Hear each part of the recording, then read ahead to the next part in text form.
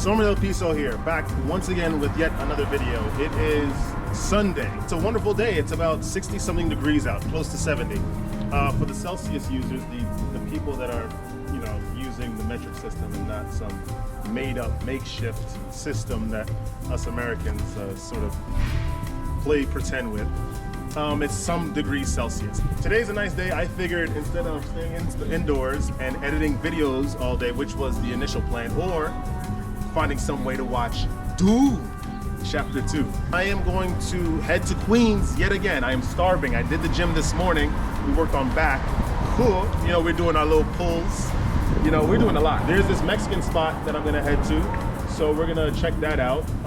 And I'm just gonna film the entire way. So like, comment, subscribe, you guys. Stay tuned. Tap in with Somer Del Piso. We're going places. We're going places. Maybe we'll cover a whole plethora of topics on the way to Queens. We do have a long way. We do have a long way to go.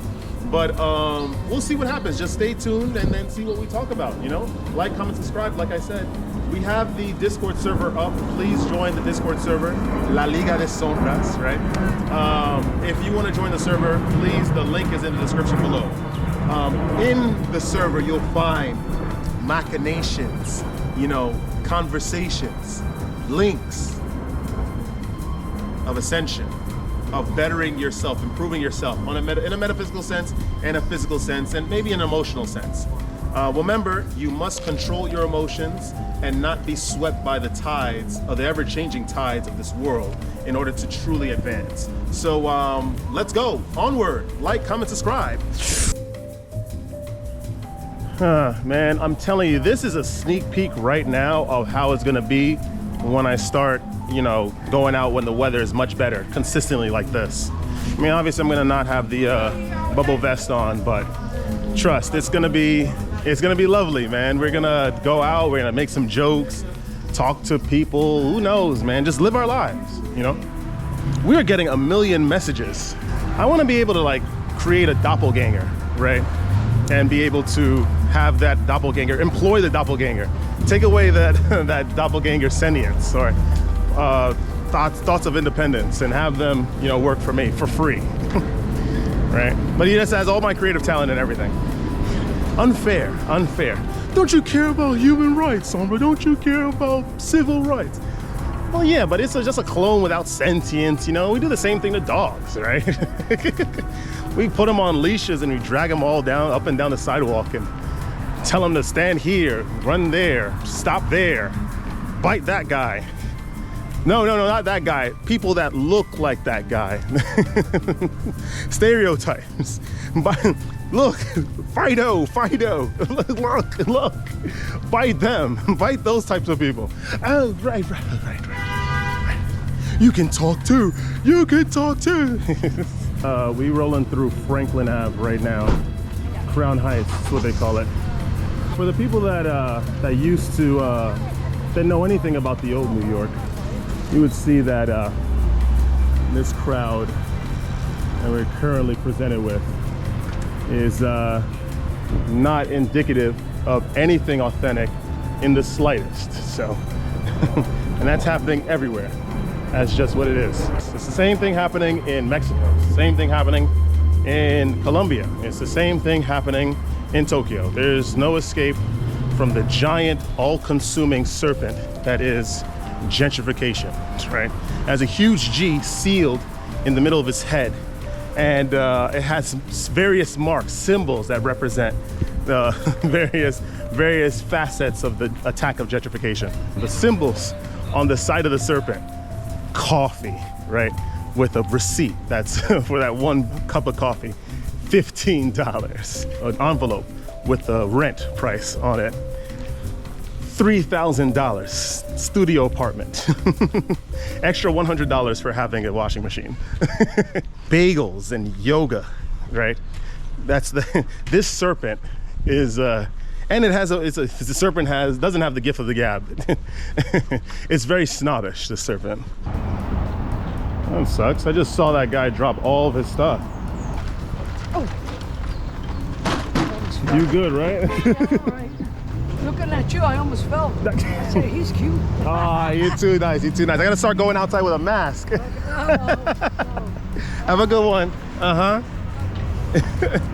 Ladies of New York find me cute, man. It's just that I'm just not in that tax bracket to truly maintain those types of compliments. That's it.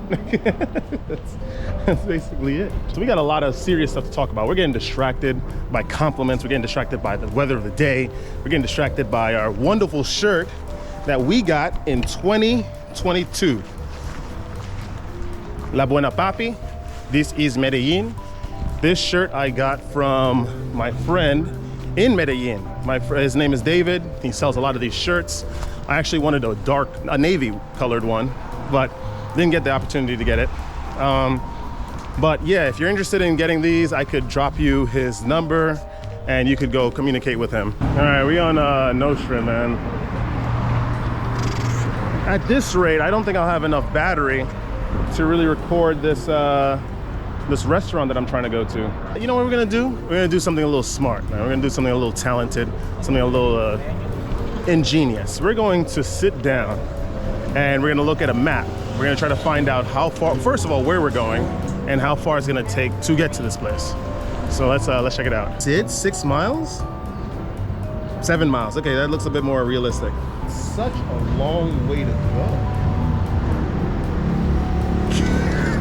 But we know this though, we know this. That's the crazy thing.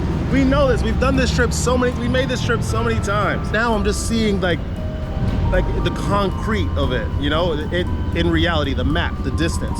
7.7 miles, essentially 8, because that 7.7 miles implies the most effective distance between 2 points, right? Assuming that I'm phasing through buildings like a friendly ghost or something.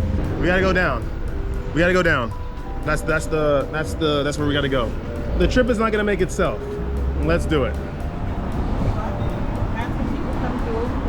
It's the modern day poisons. If you're interested in feeling intoxicated and with that feeling in your breast, feeling truthful, go indulge in a nice cup of a lemon drop or a margarita or a martini of some sort. If you're interested in just telling the truth, right, without the aid of anything, then come on this practice of semen retention and eat well. Don't eat vegan stuff. Don't eat Beyond Meat. Don't do that. Ooh, what is this? This is a new spot. Varude, Japanese bowl. Got ramen, curry, matcha. It's amazing. One day we'll check that out when we have much more disposable income. This at a later, the future date. Right now we don't, so we're gonna walk instead of taking a cab, and we're going to continue our journey, right? And we're gonna go to where we initially set out to go get something to eat. So let's do it.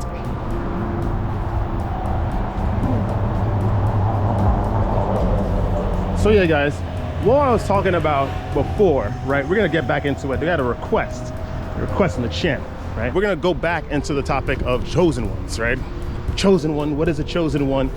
This time, what we're gonna talk about in regards to these auspicious chosen ones is, I don't know, I guess we can go into depth on why they get that interaction they do from the public. Chosen one is that individual, right, that is sort of cast aside, isolated from society. No one wants to really be his or her friend.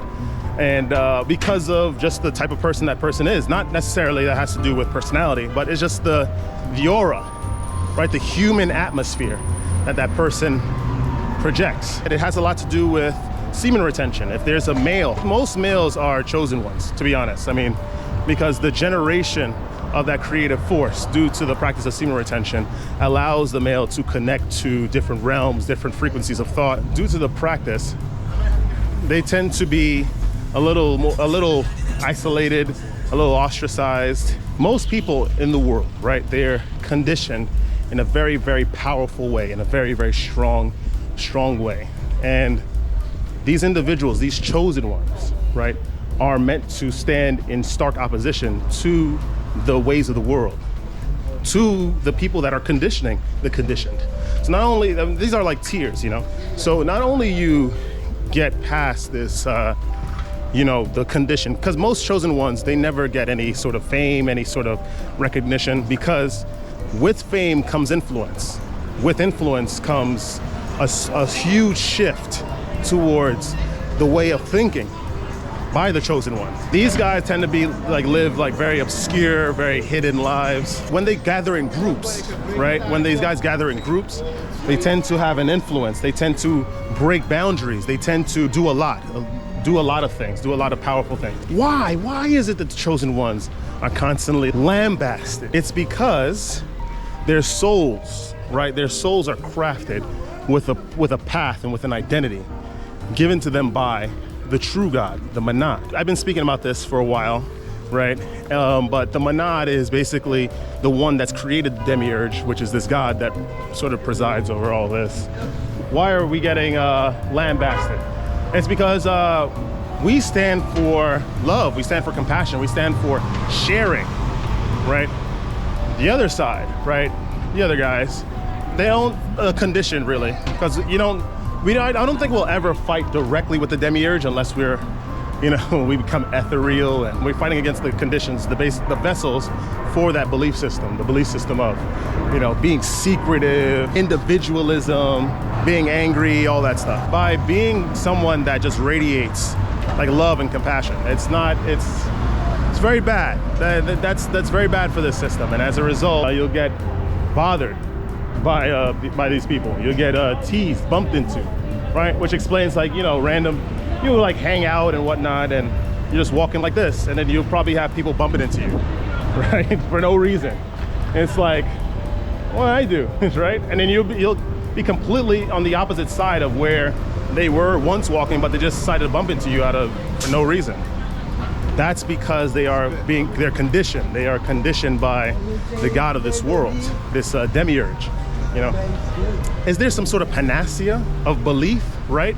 Some sort of elixir of an ideology that one could carry as a chosen one to sort of be protected by these individuals? I'm here to tell you for $9.99. No, I'm kidding. There is none. There's no cure-all. There's nothing you could do. The only thing is to walk through this place being tested with the light, right? With that light in you, connecting with like-minded individuals and finding ways to broadcast this light. Jesus Christ tried it, right? He had disciples. That's not fair, right? Because a lot of us chosen ones in this modern day, we don't have disciples, right? Where we don't have people that are completely like-minded. Krishna, right? Krishna just did his thing, really, and he had multiple incarnations, and he was just doing his thing to spread light.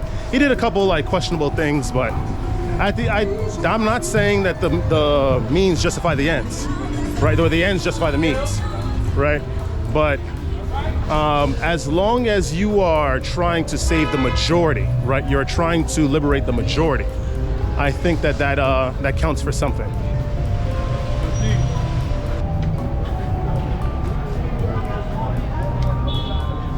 Yeah, I just sacrificed crossing just for a shot. Artists, the mind of an artist. How we doing? All right. Anyway, the idea of this chosen one, right? My thing is this: there are multiple examples in history of individuals that were chosen ones that ultimately fought for the enlightenment of the majority. Of course, they were either crucified, killed in multiple incarnations, tortured, made examples of, essentially, just so that way is not, is discouraged from being taken by budding individuals, budding enlightened individuals. So my thing is this: even though hopefully we're not, people are not getting crucified in this day and age, because that would hurt, right? A lot. My thing is this: as a chosen one, if you're feeling any ostracization, if you're feeling any separation, isolation from the people that you call your family, that you call your friends, that you call acquaintances on the precipice, you think are on the precipice of becoming friends, right? Just do your thing, live your life, walk with light. Do not be afraid of the individuals that try to obscure you. They could only, seriously, they could really just hurt your body. They really can't do anything else, right? I mean, of course, they could like all stare at you and make you feel uncomfortable, but remember, that's a feeling that you allow to happen to you, you know? That's not necessarily some sort of X-Men-like ability that they have where they could just inflict, you know, some sort of emotional distress on you, unless it's through physical means like torture, which, you know, I hope that doesn't happen. That's my chat about the chosen ones, you know. Like, comment, subscribe, share this video with some peers. At the end of the day, you know, stay radiant. Don't ever let this place get you down. At the end, it's really just a construct. It's a beautiful construct, actually, but ultimately led by a very angry and arrogant God. I don't know what this guy's doing. Yeah. It's ultimately led by some very, very angry God that doesn't like any semblance of true light. So don't let this place get you down. It's really just a construct, right? False construct. Emotions thereof, everything that spills from the heart are all emotions that are just part of this realm, right? That are not important, right? So, you know, just cast that aside. It's nothing. It's nothing. And stay radiant, you guys. I will see you in the next one.